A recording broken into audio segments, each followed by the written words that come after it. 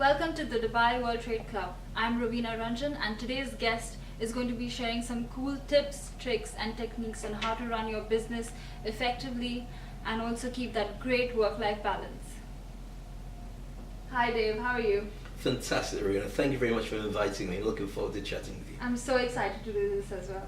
So let's get started, and we would all like to know how you got where you are, your journey, and how you're so successful and how you're the brand Dave trained. Wow, that's a lot to take in like one sentence. I think that to start off, the most important thing is being true to yourself and being aware and being brutal of who you are and what you do. There's a thing called the hedgehog concept, which is created by a guy called Jim Collins, who wrote two books. Books are Good to Great and Built to Last. And what Jim Collins did was he studied companies that have lasted for 100 years and what made them last that long. So for instance, if a company is founded by one guy who then his son takes over after that, it's not always that the case that it becomes a family business that the sons after that take over. What normally happens, and certainly in Dubai this is something that happens, they have to turn it into a company, so they have things in place to hire a general manager, to have staff that aren't related to the family, so they can run it as a proper business. And then all the things that happen with the family business change. It's got to be run as a proper, normal, international business. So what he did was he studied what makes a company last so well. With that, he put it down to three different areas, and if you can imagine having three circles, one there, one here, and one there. So you've got two at the bottom and one at the top, and they all intersect. It's called the hedgehog concept. Now the hedgehog concept has these three areas. The first one is to ask yourself, what are you possibly the best in the world at doing? What is it that you think you do so well that you do better than anybody else, or at least you're very, very good at doing? If you're not sure what that is, think of your CV. If you wrote down your CV and you did all the jobs that you've ever worked in, there's a certain time when you look at a job and you say, you know what, leave that bit to me, I can take care of that. It might be the sales, it might be the books, it might be customer relations. There's a certain thing all the way through your CV that you're very good at. So that's feasibly what you could be the best in the world at doing. Make a note of all those different things. Then the next thing is, what's your passion for? What do you really love doing? Not working for, what do you love doing? So if you're very good at, for instance, doing accounts, but you hate it, then your passion might be for something completely different. It might be that your passion is for surfing. So for instance, the two don't normally mix. But when you put together the third thing, which is how can you turn it into a business? How can you make profit from it? That banker or that guy who's very good at accounts but loves surfing might find a job for himself working in the surfing community as an accountant. So he spends all his time surfing with the rest of the surfers, but looks after all the personal accounts for their businesses. That way, he's doing what he does very well. He loves going to work every day because he spends all his time with people that he loves, but also he can turn a profit from it because that's what his business is. So for me, I've always been very aware of the things that I do very well, which is talking a lot, as you've probably guessed by now. It's also the fact that I love to work with audiences and engage people and improve people's lives. That really makes me excited. And then the third bit is how you turn that into money. And so the hardest bit for that is working out when you've got something so passionate. Do you want to do it for a little bit of money and you love what you do but nobody wants to pay for it? Or do you want to do it with real focus that allows you to have more freedom for work-life balance, in which case you maybe have to lose a few of the things that you really love about it in order to concentrate on a bit that turns into profit. So with that, my background of working in radio, I was a BBC journalist for many years, and then I came to Dubai and I was probably best known initially for working on radio. I had to walk away from that. A very simple reason for walking away is because first of all, it paid okay, it was a good job to have, but the passion for doing the job waned. I didn't enjoy just talking about records or talking about promotions in shops quite as much as I did communicating to people. So my journey meant I had to walk away from radio, and that was very difficult, especially when people perceive that you've left a job like that. They suddenly start seeing you as having a different opinion of yourself, a different opinion of the job that everyone would want to aspire to be in radio, certainly for DJs. And I found that when I walked away, a lot of people just didn't get it. They thought I was messing about, they thought, hold on, he's going to come back. But I knew that I wanted to go in a certain direction. As a direct result of that, I stuck with it. And so what I do now is I help people, and I help them to be public speakers. I do entertainment, motivation, And as a direct result of that, I always love getting out of bed, I always love going to work, and I never get bored. That's great. I mean, it's not a desk job, it's something so lively, and to actually spread that with a lot of people to help them, I think that's fantastic.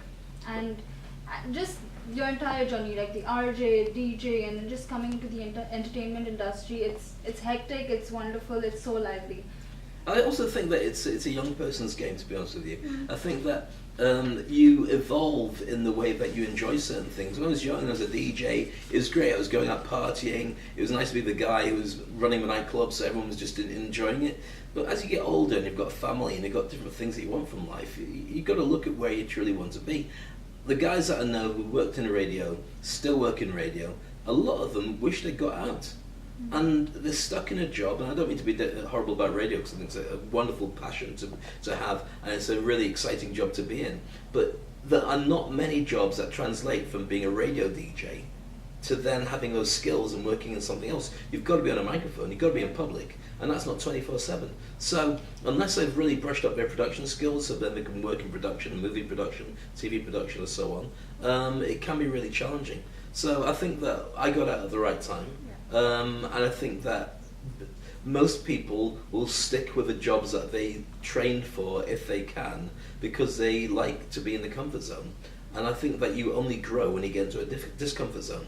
The more uncomfortable you feel in the position that you are, the more you're able to then use that fear and use that interest in getting it to be comfortable again to improve yourself. If you're not making enough money, then you're uncomfortable. So therefore, you're desperate to turn it into something that works better. So you're asking better questions, and the levels to which you'll go to are going to be more than somebody who's get to where you want to be. I was chatting earlier to my daughter, my beautiful daughter Maya, who's 7 in about a week when this gets aired. And we're talking about a thing called the marshmallow test. The marshmallow test, and you can see it on YouTube, is they have a classroom full of kids, maybe 10, 20 kids. And they're all very young, about 5, 6 years old. And each person is given a little marshmallow on their desk in front of them, and the teacher walks out. But before the teacher walks out, they say, here's the deal.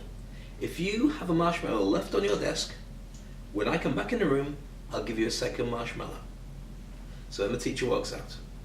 So the kids are there looking at the marshmallow. And some of them pick it up and put it back down again. Some pick it up, lick it, and put it back down.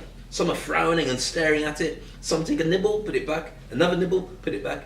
Whole range of it. Some people look away. They want to see the marshmallow. Then a teacher comes back in and gives them marshmallows. Now, when they went back to those kids years later to work out how their own success came, the ones who were able to leave the marshmallow and get the second marshmallow were by far the most successful later in life. Because that ability to put off something and plan and work towards something is what your education, your career, your relationships are ultimately all about. If you can sacrifice at an early time, you're going out to playtime and you study, it means later on you're going to have better qualifications than everybody else and you'll be in a better job position than everybody else. So even from a very early age, the more you can instill into somebody, that makes a huge amount. Now, not everybody gets that opportunity.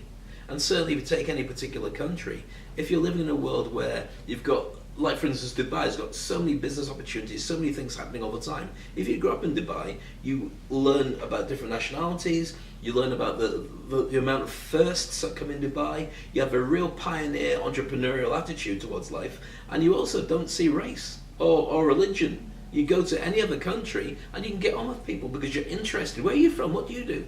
You haven't got a xenophobia that would come from being in your own home country if you've grown up in Dubai. So it gives you a certain aspect and a perspective on life that most people don't have. Put all these together, plus your education, your opportunities, the people that you work with in your peer group, and also the teachers that you have at school, and they make a massive difference to the person that you turn out to be later on, and the successes that you appreciate later. If you don't have those opportunities, it's so much harder to reinvent yourself later. Because you have to then turn around to everything that's ever happened before and almost say goodbye to it. And that might include your family and your friends and whatever else that entails. I think that's very true. Like at the foundation stage, the positivity, it plays so much of a role over the years, and how, like you said, the school, and like when you ask someone also which school have you been to or where did you grow up, you just generally have this perception about them. So yeah, and it does play a lot of a role in their life so many years later, what it's built on through their foundation stage. So coming to the next question, what is your magic? What keeps you going? What is your, how, you're always so positive and so enthusiastic. I think I've never seen you otherwise. But I do get the otherwise but as yeah, well. you're human. But I think it's just that vibe that you have, the energy. So what keeps you going in life? Well, again, going back to that hedgehog thing, I only do stuff I love. I don't do stuff I hate. I'm rubbish at doing accounts. Rubbish. It bores me. I don't want to do any of that. So I hire an accountant who does all that stuff for me. So I only do the stuff I love doing. What drives me? Very simply, my family. You know, if I don't do what I do, they don't get what they have. So I have to keep it going for that to happen. So it's a combination of those things that makes it work. And you have choice. You have a choice of being happy or being sad. I think you need the ability to understand what happens when you are sad. And when you get out of your comfort zone and you do things that are difficult, you'll make an idiot of yourself. You'll lose money, you'll hurt yourself, you do a ton of things, but your job is to learn from that and pick yourself back up again and carry on. And so when you've got that in mind, I do what most people won't do. I'll do things that are really difficult, and I'll do things that will make me look stupid. I'll only do them with an educated guess at the fact that, you know what, I think I could be good at this, so I'll give it a go. I don't do stuff I'm going to be ridiculous at. So I don't hang glide, I don't swim the ocean, do triathlons like my friends do. I have an interest in doing stuff that's within my realm. So not quite comfort zone, but pushing it as well. So with that in mind, I know that I'm going to find some things uncomfortable, but I'm going to learn a lot, and it's going to be an enjoyable journey because I'm doing stuff I love anyway. So my current business is about teaching people to be public speakers. Now, because I've been a public speaker now for many decades, it's really hard to work out what it is that I do that other people don't do. But what a great challenge it is to be able to help people to move forward and be able to communicate better than they would maybe have ever done before. And it's not that everybody wants to be a public speaker. I realized that within the very first. Thomas Edison, the guy who invented the light bulb, apparently had a book of jokes. And so he would just look at his cartoons and smile and laugh while he was trying to invent the light bulb. And it goes, the legend goes, that it took him 1,000 times to get it right. And people were saying to him, why do you keep doing it? And he said, well, very simply, every time I get it wrong is one step closer to getting it right. So you've got to have a way of dealing with that. That can be from having a good support network of friends and family, of people who just want you to do well. And so you can go and have a bad day and they don't care. They just want to love you and say, don't worry, we're proud of you. And make everything a lot better as a direct result of that. So the key to it is to make sure that what you work on is stuff that you love, you give yourself enough time, you set goals that are realistic and things that you can work towards. If you don't do it like that, then what happens is you don't know where you're going. Every day you wake up, you do something, and you could be anywhere, and you're going in the wrong direction, the wrong tangent. If you set feasible goals, especially ones that are on a vision board with pictures of the things that you want to aspire to, you program your mind to find more examples of it for you, and that will naturally get you towards those things fast. So Dave, you are a living legend. Oh, I'm not sure about that. I'm a living one. I don't know about legend, but thank you. You are so amazing, and I just want to take this away. Like one day, I probably would look at it. People would watch it later or listen to this. So, what would you want people to remember about you? Well, me, I'm not dead yet. But what I would like people to, I don't know. I mean, I do the best I can with what I have, and I never do stuff that I don't want to do. I meet lots of interesting people. I don't spend time with people I don't like. I'm on a mission to see how much I can get out of life before I run out of time. So I'm optimizing and learning all the time. I'm really brutal on myself, really brutal. I don't think I'm the most talented person in the world, but I will outwork anybody who's better than me. I'll just put in more hours. If we're on an equal footing or less, I'll catch up with them and surpass them because I just do it longer. But ultimately, what I want to say is I'm not competing against anybody, neither is anybody else. We're all a long time dead. So ultimately, what you need to do is see how far you can go in this race. Keep pushing yourself, and then when you push yourself a little bit further. I don't know what people like about me. I hope that they see me as being honest. I don't believe in telling lies. If you tell a lie, they say you have to do another 15 lies to compensate it, another 15 lies for each of those lies. You're better off just telling the truth from the very beginning. So I try to be honest and truthful as much as I can do. I try and help as many people as possible. I think it makes a massive difference if you care about people, and then they care about people, and then they care about people. It makes the world a better place. We've got a feeling right now that the world's getting very selfish, very insular, and it never used to be like that. Maybe it did. Maybe just my view of it is different. But if there's anything I get remembered for, then it's just that he did the best that he could with what he had. And he had a real good time doing it. And if people don't like it... Fantastic. So now, how do people reach you, Dave? And how, there's so much to learn from you, and there's so much that you can offer, but how do people reach you? Well, if you want to get in contact with me, the easiest way to do it is Google me. And go to my website, davecraneglobal.com. I've got all my contact details there, and the stuff about public speaking, my courses, my motivational speaker stuff, and a lot of videos that you might find inspiring at the same time. So I'm easy to find on Twitter. I'm the Life Designer, and on LinkedIn you probably find me as well, just Dave Crane. Wherever I am, I'm not difficult to find. In fact, my daughter, I said, if you ever get lost, all you have to do, forget my mobile number, just say to people, Google Dave Crane, and you'll find my mobile number. Do that, and we'll start with. Great. So finally, last but not the least, what is your message that you would like to give to this person? So if you're watching and go, right, what's in it for me? Well, one of the key things to remember is exactly that. Whenever you run a business, whenever you do anything, remember the person who you're doing business with is only thinking, what's in it for me? What do I get out of this relationship with you? What do I get out of spending time, spending money, and planning stuff with you? If you're thinking about yourself and thinking, well, how does my fit in my world matter to you, then you're getting it wrong. It's the other way around. Think of what the client wants and marry your stuff to them first. As for other bits of advice, well, I write articles every single day. You're very welcome to be able to read any of them on motivation, self-improvement, and so on. I think one of the things that was key to me was when I turned my car into a university. I got my phone, it's not my phone, it's just my hand.